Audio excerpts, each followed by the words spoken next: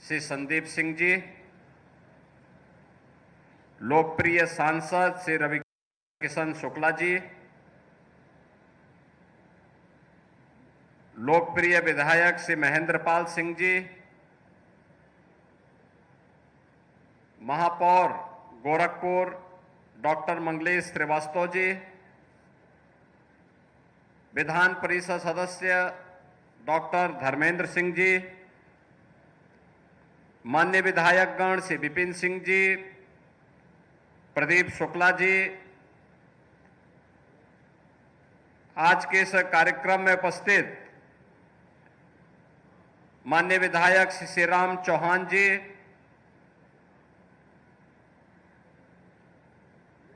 प्रदेश सरकार के अपर मुख्य सचिव वित्त श्री दीपक कुमार जी, प्रमुख सचिव लोक निर्माण श्री अजय चौहान जी, हमारे ब्लॉक प्रमुखगण पूर्व प्रमुख श्री गजेंद्र प्रताप सिंह जी, आनंद शाही जी, रणविजय सिंह मुन्ना जी, ब्लॉक प्रमुख जनार्दन जायसवाल जी, राघवेंद्र प्रताप सिंह जी, चेयरमैन पिपराइच नगर पंचायत श्री संजय मदेसिया जी, और आज के इस लोकार्पण और शिलान्यास कार्यक्रम में उपस्थित इस पूरे क्षेत्र से उपस्थित सभी यहां के नागरिक, उपस्थित बहनों और भाइयों, मैं सबसे पहले आज हरियाली तीज के अवसर पर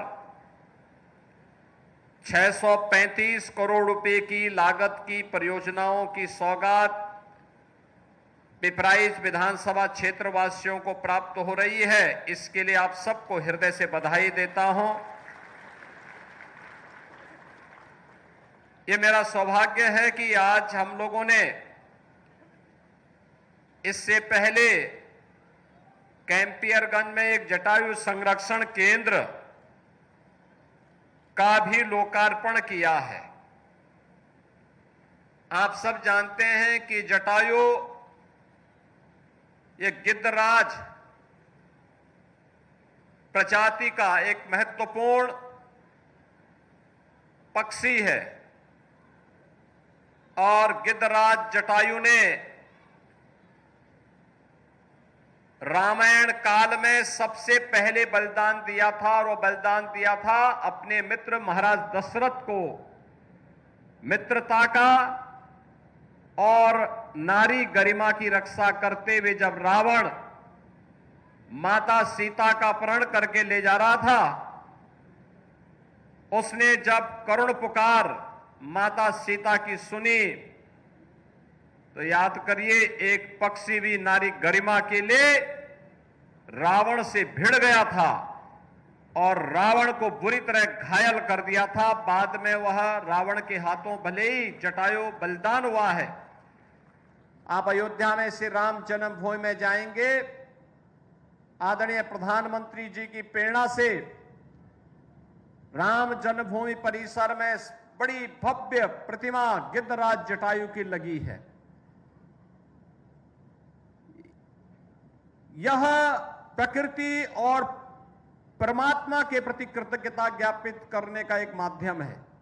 आज कैंपियरगंज में उसका लोकार्पण हुआ है और अभी मुझे यहां आने का अवसर प्राप्त हुआ। इस कार्यक्रम में आने के पहले सोनबरसा के प्राथमिक विद्यालय जो सीएसआर निधि से फर्टिलाइजर के सहयोग से हम लोगों ने बनाया है, आज उसका लोकार्पण किया है। कितना भव्य विद्यालय बना है प्राइमरी का। अब भी मैं कहूंगा कि सोनबरसा, बालापार और परमेश्वरपुर, जेतपुर, जहां से भी आप आए हैं, थोड़ा एक बार देखना विद्यालय कैसे बनना चाहिए। यह प्राथमिक विद्यालय का भवन जो अभी यहां बना करके तैयार किया गया है, उसका एक उदाहरण बन सकता है। पंचायत भवन का भी आज लोकार्पण किया गया है। पंचायत भवन के ग्राम सचिवालय के रूप में है। जैसे प्रदेश का सचिवालय होता है, जनपद का मुख्यालय होता है, ऐसे ही ग्राम पंचायत का भी मुख्यालय होना चाहिए जो ग्राम सचिवालय के रूप में जाना जाए। गांव के लोग अपने आय प्रमाण पत्र के लिए, जाति प्रमाण पत्र के लिए, निर्माण या फिर अन्य प्रमाण पत्रों के लिए, निवास प्रमाण पत्र के लिए क्यों इधर उधर भटकेगा?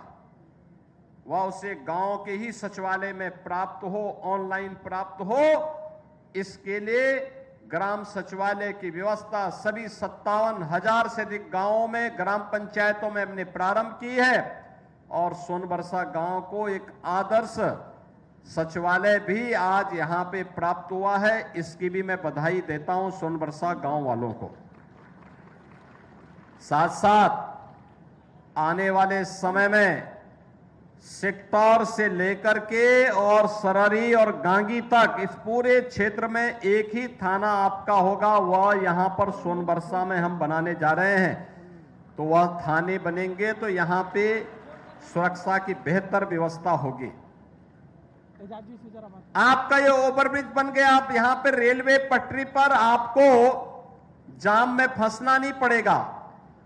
अगर आपको रेलवे ट्रेन पकड़नी है, स्टेशन जाना है, एयरपोर्ट जाना है, बस स्टेशन जाना है, आप कहीं भी महाराजगंज से, गांगी से, सरहरी से, जीतपुर से, परमेश्वरपुर से, बालापार से तुरंत निकले, आपको जाम में फंसने की चिंता नहीं होगी। फ्लाईओवर आपका बना हुआ है, आप 10 मिनट में रेलवे स्टेशन पहुंच जाएंगे। देखो कितना आसान हो गया जीवन। और साथ साथ हम लोग इस सेक्टर से लेकर के गांगी तक 4 लेन की सड़क दे रहे हैं, लेकिन हमने कहा कि किसी का मकान नहीं टूटना चाहिए। नक्शा बदल करके हमने कहा सड़क चौड़ी होनी चाहिए, लेकिन मकान किसी का नहीं टूटेगा और मुआवजा भी सर्किल रेट का 4 गुना मिलेगा, 4 गुना।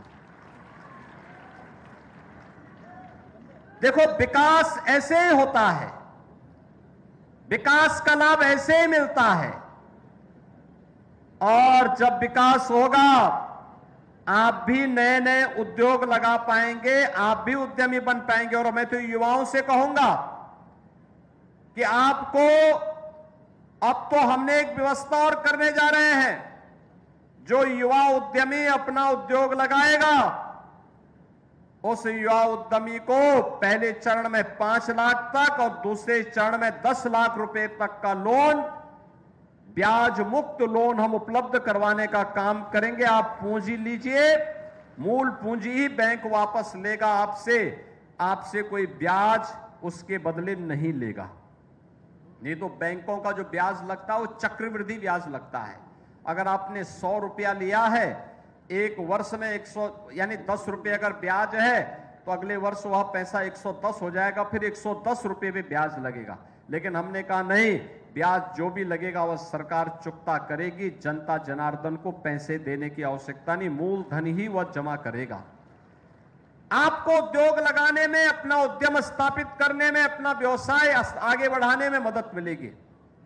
और जो पैसा मुआवजे का मिलेगा, दूर दराज के क्षेत्र में खेत भी खरीदिए, कुछ काम धाम भी प्रारंभ करिए, तो मुझे लगता है कि इससे आपको काफी लाभ होगा। आपकी पीढ़ियां खुशहाल होंगी, आपके चेहरे पर खुशहाली होगी, आने वाली पीढ़ी आपके प्रति कृतज्ञता ज्ञापित करेगी। और इसीलिए 635 करोड़ रुपए की ये परियोजनाएं आज यहां पे लोकार्पित की जा रही हैं। उनका लोकार्पण और शिलान्यास का कार्यक्रम यहां पर होने जा हुआ है। इसके लिए मैं आप सबको हृदय से बधाई देता हूं, अपनी शुभकामनाएं देता हूं। बहनों और भाइयों, हमें इस बात को ध्यान में रखना होगा कि आज हमारा देश प्रधानमंत्री मोदी जी के नेतृत्व में विकास के नित नई ऊंचाइयों को प्राप्त कर रहा है।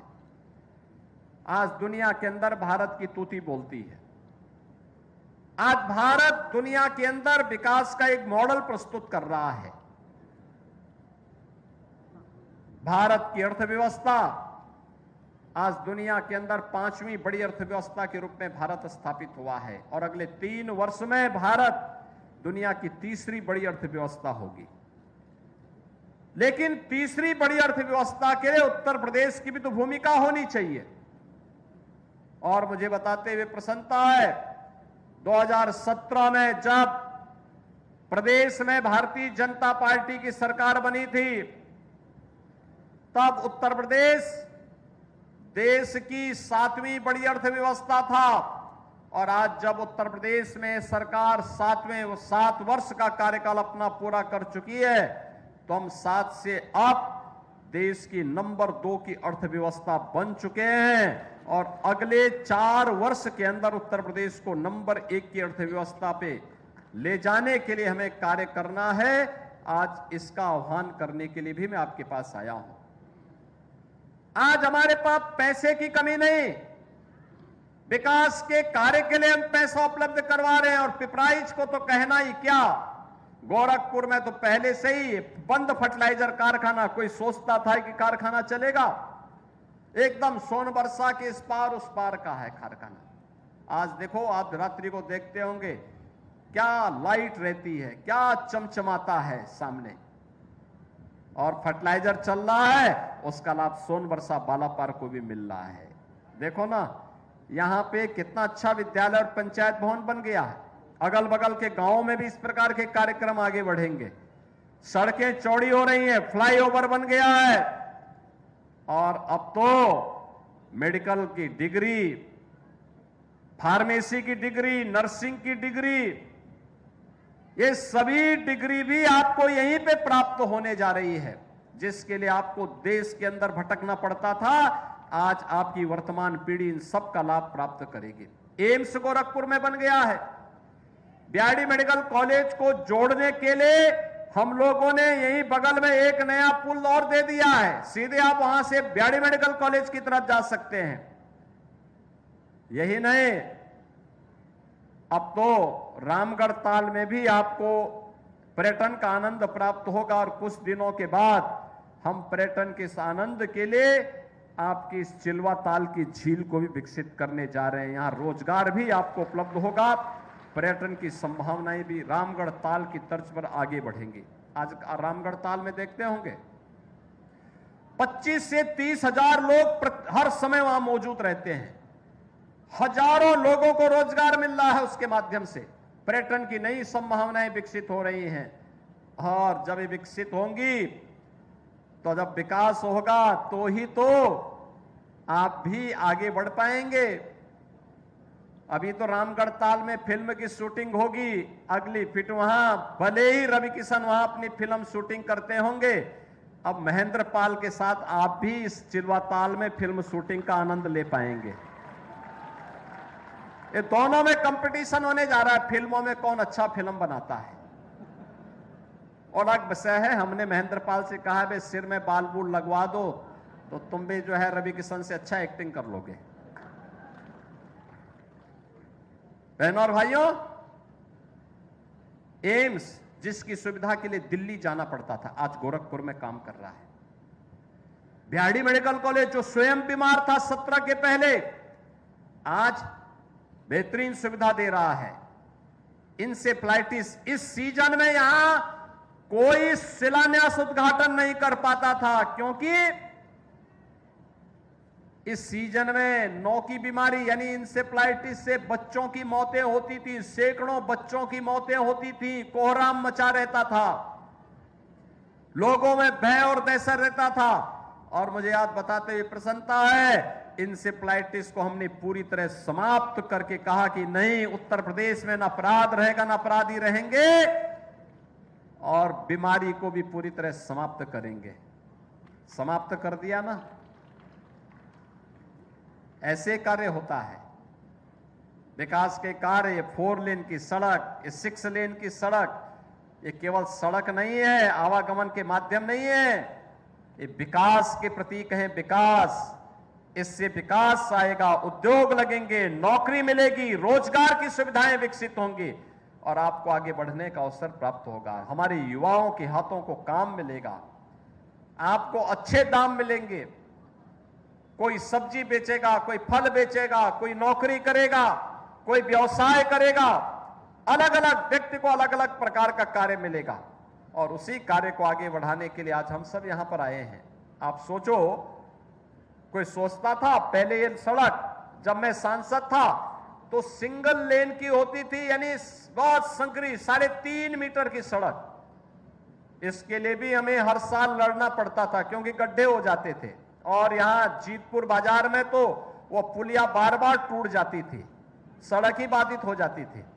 आज तो टूटने का सारा विवाद समाप्त। अब तो सड़क आपकी ये 4 लेन की बन रही है। जैसे गोरखपुर लखनऊ मार्ग है, ऐसे ही यह मार्ग भी है आपका।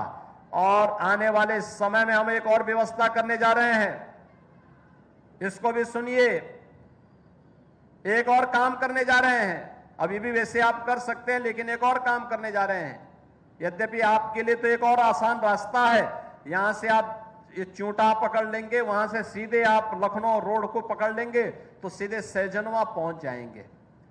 सैजनवा से लखनऊ की दूरी मात्र 3 घंटे के अंदर पूरी हो सकती है, मात्र 3 घंटे लगेंगे। लेकिन एक सड़क यहां से जुड़ेगी और इसी सड़क को हम डोमिनगढ़ से लेकर के बंदे बंदे डोमिनगढ़ ले लेंगे। डोमिनगढ़ से सीधे सैजनवा आप पहुंच जाएंगे और सैजनवा से 3 घंटे में लखनऊ। अब सोचो, गांगी बाजार से लेकर के टिकरिया गांगी बाजार से लेकर के सिकटौर तक पूरी सड़क जो पहले 3.5 मीटर की थी, अब आपको यह लगभग 16-17 मीटर की सड़क बहुत अच्छे मार्ग के रूप में मिलेगी।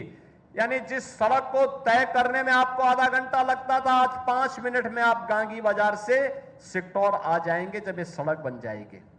आसान होगा जीवन, व्यवसाय बढ़ेगा, रोजगार का सृजन होगा और ऐसे ही प्रदेश के अंदर सड़कों का जाल हर ओर इसी रूप में बिछाने का काम हो रहा है। और आज उसी कार्य की सौगात देने के लिए हम सब आपके बीच यहां पर उपस्थित हुए हैं। विकास का सिलसिला निरंतर आगे बढ़ना चाहिए। यहां के लोग जो विकास कार्य के लिए यहां पर आए होंगे, आप पिपराइच क्षेत्र में देख सकते हैं, यहां आयुष विश्वविद्यालय भी लगभग बनकर के तैयार हो चुका है। पिपराइच की चीनी मिल फिर से संचालित हो चुकी है, जो बंद हो चुकी थी वो फिर से चालू हो चुकी है।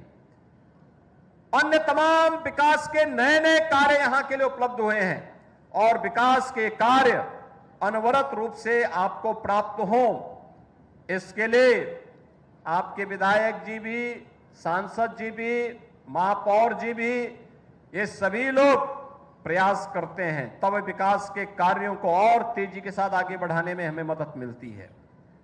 कल फर्टिलाइजर कैंपस में एक सैनिक स्कूल का भी लोकार्पण होने जा रहा है और देश के उपराष्ट्रपति जी उस कार्यक्रम के लिए स्वयं आ रहे हैं। आप सोचो, पहले गोरखपुर कोई आता नहीं था, आज राष्ट्रपति जी भी आते हैं, उपराष्ट्रपति जी भी आते हैं, प्रधानमंत्री जी भी आते हैं।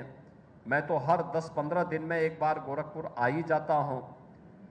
मंत्रीगण आ रहे हैं, बड़े बड़े अधिकारी भी आ रहे हैं, विकास भी ला रहे हैं और गोरखपुर विकास के पथ पर तेजी के साथ आगे बढ़ रहा है। अब आप भी कह सकते हैं कि जैसे नए भारत का नया उत्तर प्रदेश है, ऐसे ही नए उत्तर प्रदेश का यह नया गोरखपुर भी हमारे सामने है, जो विकास भी है तो सुरक्षा का भी एक मॉडल बन रहा है। विकास और सुरक्षा का यह बेहतरीन मॉडल ही उज्जवल भविष्य के मार्ग पर हमको लेके चलेगा और उज्जवल भविष्य के साथ आपको जोड़ने के लिए ही आज मैं आपके पास आया हूं, आपसे कहने के लिए कि सिलसिला निरंतर आगे बढ़ना चाहिए। विकास के कार्य के लिए सरकार के कोई प्रस्ताव आते हैं तो उसमें अनावश्यक किसी को विघ्न बाधा नहीं डालनी चाहिए, तेजी के साथ लपक करके उसको अपने यहां लागू करवाना चाहिए, क्योंकि उसी में आपका भी आने वाली पीढ़ी का भविष्य भी जुड़ा हुआ है। और विकास का ये कार्य जब तेजी के साथ आगे बढ़ेगा तो उसका लाभ अनंत काल तक आपको और आने वाली पीढ़ी को प्राप्त होगा। आज तो यहां विकास का भी मॉडल, सड़क और पुल, एक का शिलान्यास हो रहा है, एक का लोकार्पण हो रहा है। सुरक्षा के लिए एक बेहतरीन थाना यहां पर बनाया जा रहा है। ये सभी सुविधाएं आपको मिल रही हैं। स्कूल के लिए बेसिक शिक्षा परिषद के स्कूल को फर्टिलाइजर से प्राप्त CSR की निधि से उसको एक आदर्श विद्यालय के रूप में स्थापित किया गया है और ग्राम सचिवालय को भी HURL के द्वारा जो मदद मिली थी, उसी की मदद से हम लोगों ने इस ग्राम सचिवालय का निर्माण कार्य करके इसको आगे बढ़ाने का काम किया है। ये 5-5 परियोजनाएं एक साथ सेक्टर आपके सोनबरसा, बालापार और इस पूरे क्षेत्र के वासियों को प्राप्त हो रहा है। यह एक मॉडल बने, इसका लाभ अन्य गांवों के लोग भी प्राप्त कर सकें। इस विश्वास के साथ आज मैं आपके बीच में यहां पर उपस्थित हुआ हूं। मैं एक बार फिर से 635 करोड़ रुपए की इन परियोजनाओं के लिए आप सभी को हृदय से बधाई देता हूं और विश्वास व्यक्त करता हूं कि विकास और सुरक्षा के इस मॉडल के साथ आप अनवरत रूप से आगे बढ़ेंगे। आप सबके प्रति मेरी मंगलमय शुभकामनाएं हैं। धन्यवाद। जय हिंद।